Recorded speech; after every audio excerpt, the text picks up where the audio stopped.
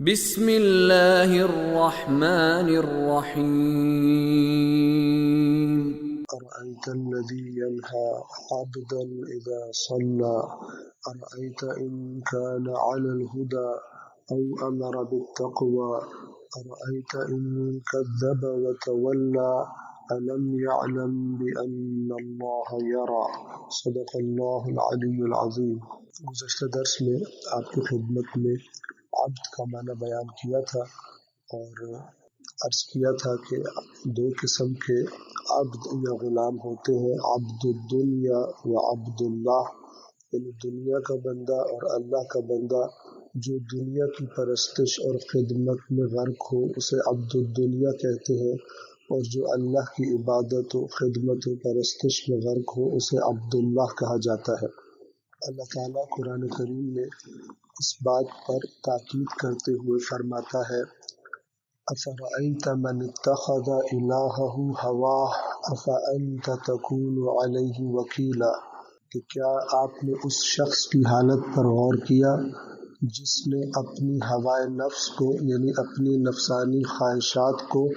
اپنا معبود قرار دے دیا ہے، اپنا الہ قرار دے دیا ہے، تو کیا آپ اس شخص کے وکیل بن سکتے ہیں؟ اگر اس آیت کے معنی میں غور کریں تو بہت بنیادی باتیں سمجھ میں آتی ہیں، اور سب سے بنیادی بات اس میں یہ ہے کہ انسان در حقیقت قرآن مجید کی نگاہ میں در حقیقت انسان جس چیز کی اطاعت کرتا ہے اسی کو اس کا معبود قرار دے رہا ہے قرآن۔ لہذا کہہ رہا ہے کہ اس شخص کی حالت پر غور کرو کہ جس نے اپنی خواہش کو اپنا معبود بنا رکھا ہے۔ اور اگر ہم انسانی معاشروں پہ غور کریں تو وہ معاشرے کے جو اللہ کو چھوڑ کر اور بت پرستی شروع کر دیتے ہیں در حقیقت جانتے ہیں کہ بت اچھا یا برا کرنے کی قدرت نہیں رکھتے، اپنی حفاظت اور دفاع کی بھی قدرت نہیں رکھتے، لیکن شیطان انسان کو اپنی خواہش پر عمل کروانا چاہتا ہے۔ چونکہ اللہ کا قانون انسانوں کو صرف اللہ کا پابند بناتا ہے، لہٰذا انسانوں کو شیطان گمراہ کر کے انہیں بت پرست بناتا ہے، اور بت گویا بہانہ بن جاتے ہیں کہ انسان اپنی خواہشات پر عمل کر سکے۔ اس لیے کہ بتوں نے کوئی قانون نہیں دینا، بتوں نے کوئی آئین نہیں دینا، وہ تو خاموش ہوتے ہیں۔ تو معاشرے کے برے افراد یا دوسرے لفظوں میں اولیاء الشیاطین، شیطان کے دوست اور شیطان کا لشکر معاشروں پر اپنا تسلط قائم کرنے کے لیے اور اس تسلط کو باقی رکھنے کے لیے اور انسانوں کو فکری طور پر غلام بنانے کے لیے اور آئین الہی سے دور کرنے کے لیے بتوں کا سہارا لیتے ہیں۔ بت بنا کر لوگوں کو دعوت دیتے ہیں کہ ان کے لیے قربانی کی جائے، ان کے لیے اور اس قسم کی چیزوں کا خیال رکھا جائے، اور پھر کیا ہوگا کہ وہ کام کہ جو وہ مشکل کے جو حل نہیں ہو رہی وہ ان بتوں کے ذریعے ان کو راضی کرنے کے ذریعے سے حل ہو جائے گی، اور اس بت پرستی کی آڑ میں اپنی مرضی کا آئین معاشرے پر مسلط کر دیتے ہیں اور الہی آئین سے انسانیت کو دور کر دیتے ہیں جو ان کی حقیقی نجات کا سبب ہے۔ بس انسان سمجھ سکتا ہے کہ در حقیقت انسان کے اندر اللہ کی اطاعت اور خواہش نفس کی اطاعت میں جنگ ہوتی ہے۔ جب بھی انسان کسی دو راہے پر کھڑا ہوتا ہے، ایک طرف سے اس کو اللہ کی اطاعت کچھ تقاضا کر رہی ہوتی ہے اور دوسری طرف سے اس کے نفس کی خواہش کچھ دوسرا تقاضا کر رہی ہوتی ہے۔ لہذا قرآن نے فرمایا اگر اللہ کی طرف آ جاؤ تو تمہارا معبود اللہ ہے، لیکن اگر اپنی خواہش کے آگے سر جھکا دو اور اللہ کو بھول جاؤ، اللہ کی اطاعت نہ کرو، اپنے نفس کی خواہش کی اطاعت کرو، تو اس وقت تم اللہ کے عبد نہیں بلکہ خواہش کے اور دنیا کے عبد ہو جاتے ہو اور شیطان کے عبد ہو جاتے ہو۔ روایات اہل بیت اطہار میں بھی اس بات کی وضاحت کی گئی کہ جب سوال کیا گیا کہ یبن رسول اللہ، اے رسول اللہ کے بیٹے یہ بتائیے کہ بت کس چیز کا نام ہے، تو امام نے جواب دیا کہ ہر وہ چیز کہ جو انسان کو اپنے اندر مشغول کر لے اور اپنے اندر مصروف کر لے، اس طرح کہ انسان کو اللہ سے غافل کر دے، تو یہ چیز بت کہلائے گی، چاہے پتھر کے بت کی شکل میں ہو اور چاہے خواہش کی شکل میں ہو اور چاہے دنیا کی کسی اور مال کی شکل میں ہو، دولت کی شکل میں ہو، اولاد کی شکل میں ہو، بیوی کی شکل میں ہو، شوہر کے لیے اور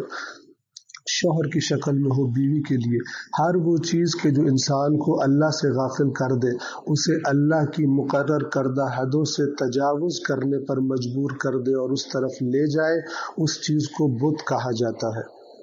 اسی لیے قرآن کریم نے فرمایا یا ایھا الذین آمنوا لا تلہکم اموالکم ولا اولادکم عن ذکر اللہ،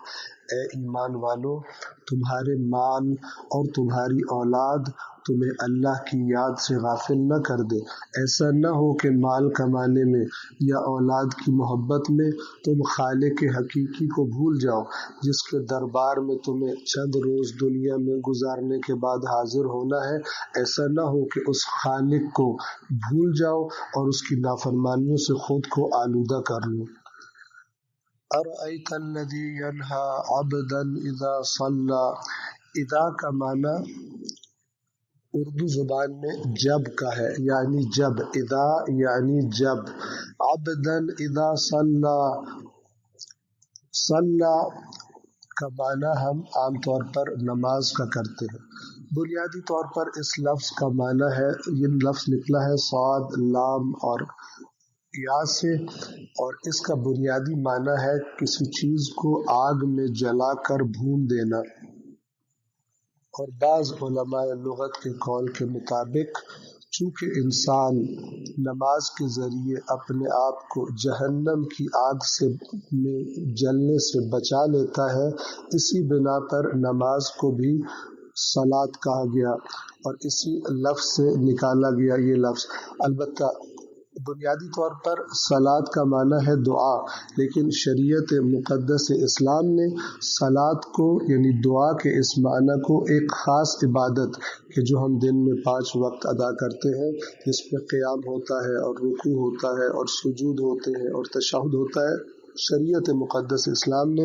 اس عبادت کا نام بھی صلاۃ رکھا، اور یہ عبادت بھی در حقیقت نماز بھی دعا پر مشتمل ہے اور ایک خاص قسم کی دعا ہے۔ اور شاید